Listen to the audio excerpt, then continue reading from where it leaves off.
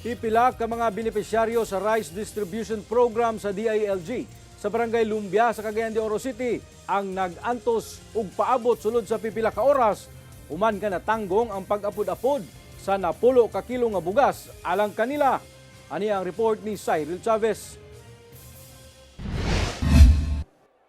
Adlong Martes, kita ang pagdagsa sa libuan ka tawo sulod sa Lumbia Gymnasium sa Barangay Lumbia, Cagayan de Oro City aron makapahimulos sa libreng 10 kilo sa bugas nga iapod-apod ngadto kanila. Among programa lakip sa Rice Distribution Program sa DILG ug LGU alang sa mga senior citizens, PWD, Farmers Association ug low income earners.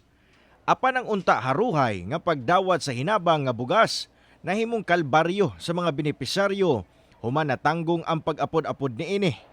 Gani pipila ka mga benepisyaryo ang naperwisyo ilabi na nga sayo pa sa buntag sila naglinya aron makapahimulos niini. Ang akong gibati sir, ang ako kang dani paa.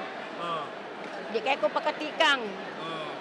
Mura na sir, og malangan kay may baga sakit ang paa. Apan wala matud pa sila mahimo kundili mosunod aron makuha ang maong ayuda. Dali raman ko nakakuha ani kay senior man pero ang pag-distribute sa bugas may dugay. Patay mahimo kay mo may ilang kuan. Balaod nga napay ilang ga sundon nga balaod. Pabot lang kaya dog maabot. Oo.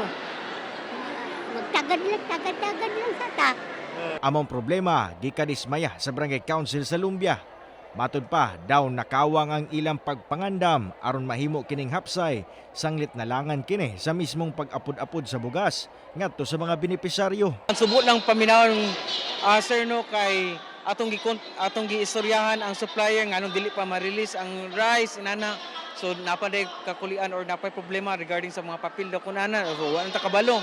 So kailangan pa daw kun natay mga ulaton nga mga personal gikan sa city government in which until now wala pa. Busa ang alibyo nga gihimo sa barangay, gilayon nilang gibuwag ang bangko sa mga senior ug uban pang sektor gikan sa mga nagproseso pa sa ilang validation aron dili magdasok ang tawo. Ang hangyo ta nga unta nga ma-patch up kining kuan kay gataas ang oras gaudton na so possible na ay mga diferensya atong mga senior mo po natong ginalikayan. Pasado alauna sa hapon, hinay-hinay nang gidiskarga gikan sa truck ang mga bugas ug iapod na ngadto sa mga benepisyaryo.